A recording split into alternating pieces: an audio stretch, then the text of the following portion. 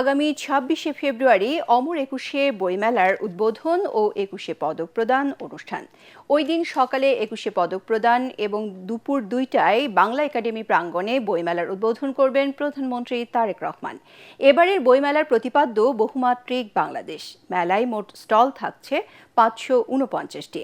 রমজান উপলক্ষে তারাবির নামাজের ব্যবস্থা থাকবে বইমেলা প্রাঙ্গণে। বিস্তারিত তৌহিদুর রহমান নিশানের রিপোর্টে।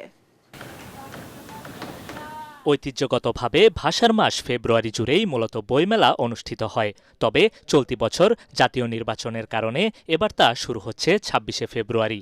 এবার বইমেলার মূল প্রতিপাদ্য বহুমাত্রিক বাংলাদেশ। বাংলা একাডেমি পবিত্র মাহে রমজান উপলক্ষে মেলায় তারাবির নামাজের ব্যবস্থা রেখেছে।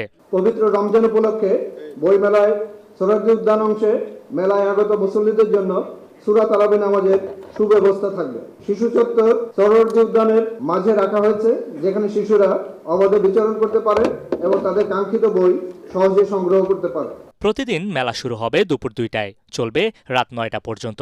ছুটির দিনগুলোতে মেলা শুরু হবে বেলা ১১টায়।